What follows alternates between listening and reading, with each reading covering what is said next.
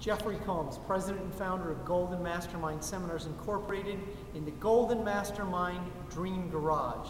And my millionaire tip today for you is this: the value of a goal. Sometimes the goal isn't always the real goal. It's not always the value you get by what you get from the goal, it's the person you become.